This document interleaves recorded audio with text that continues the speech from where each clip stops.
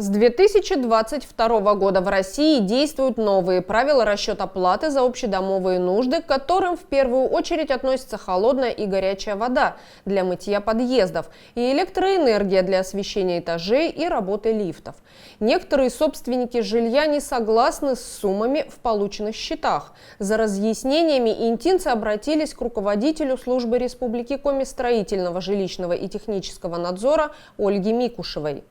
6 февраля на базе интинского филиала Республиканской общественной приемной главы Республики Коми прошел личный прием руководителя службы Республики Коми строительного, жилищного и технического надзора Ольги Микушевой. Задать вопрос приезжему специалисту пришли не только рядовые интинцы, но и руководители управляющих компаний и депутаты города.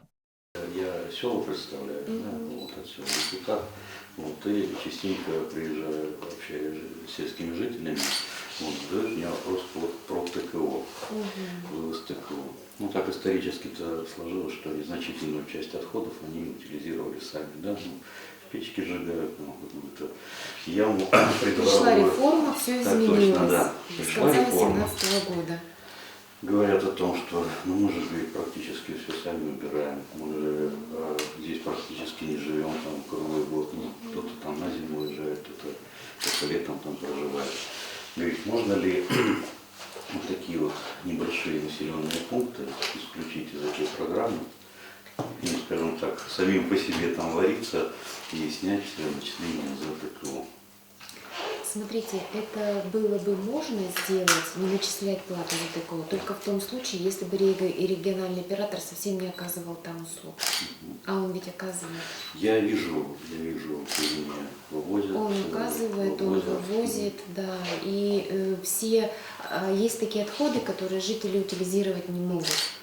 Например, там консервные банки, еще что-то. Их нельзя закапывать в землю. Нельзя. У нас, помните, исторически, то всегда так делали. Понятно, но ведь для того и была внедрена эта реформа, для того, чтобы навести порядок в этой сфере. Накануне личного приема Илье Николаеву поступил ряд обращений, которые народный избранник озвучил руководителю службы Республики Коми Стройжилтехнадзора. Интинцы жалуются на работу управляющих компаний. Курортова 50 дом, течет кран горячей и холодной воды на вводе. То есть от стояка идет ввод, потом кран, потом счетчики. Управляющие компании обратились, вроде почитали, что вроде это в зоне ответственности управляющей компании. Управляющая компания говорит, нет, давайте 600 рублей, новые краны, и мы вам тогда поменяем. Правомочно ли это со стороны? Смотрите, для того, чтобы ответить, правомерно ли вот это или нет, отказ управляющей компании бесплатно делать, мне необходимо видеть, где течет. Потому что в квартире у потребителя есть система горячего водоснабжения, до крана, до отключающего, она общедомовая, за которую несет ответственность управляющая организация и обязана при возникновении любой аварийной ситуации в незамедлительном порядке ее устранить бесплатно для потребителя. Если же это после крана, первый этот кран, который отключает, это как раз именно первый кран, который от стояка, этот кран, а потом идет счетчик учета воды. То есть это первый кран от стояка, квартира отключается. То есть мы так посмотрели. По задвижке прям течет, получается, да? Сам кран подтекает. Так, кран относится к чему? К общему имуществу. Мы просто почитали, Если к общему уже относится. Да, если сам кран, вместе этого крана течет, то это общее имущество, тогда отказ управляющей компании неправомерен. И здесь я бы порекомендовала вам, пусть житель напишет быстренько письмо в ГЖИ, но обратиться способами, позволяющими установить личность, это либо принести само обращение в ГЖИ, прийти с паспортом, либо через ГИС ЖКХ. И тогда ЖКХ – это система, которая Я работает в через курсе, да. госуслуги, поэтому она позволяет. Потому что у нас сейчас мы контрольно-надзорные мероприятия можем проводить только по обращениям вот таким идентифицированным.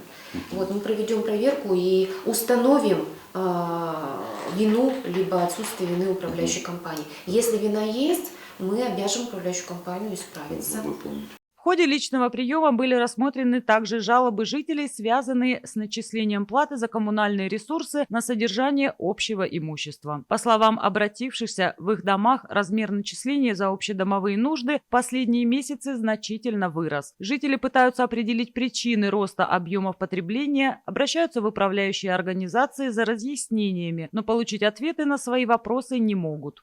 Почему нам выставляют общедомовые по фактическому потреблению, хотя мы за это не голосовали? Вот скажите, надо, это должны собственники проголосовать? Почему у нас в городе складывается, что кто-то у нас платит по нормативу вот эти копейки, а мы должны, вот сейчас пришел листок, они в 2 раза повысили с 2000 до 4, что мы должны оплачивать за весь дом эти общедомовые нужды. КР на САДИ – это коммунальный ресурс на содержание общего имущества. Есть там электрическая энергия, горячая вода, холодная вода и водоотведение. Вот 4 вида коммунальных ресурсов с людей берется плата за КР на САДИ. КР на САДИ платят все без исключения. Там, где нет общедомового прибора учета, платится по нормативу. И это копеечки.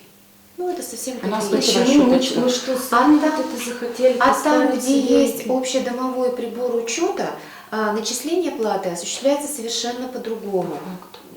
Берутся показания общедомового прибора учета, из него вычитаются индивидуально, все, что остается, распределяется на всех потребителей.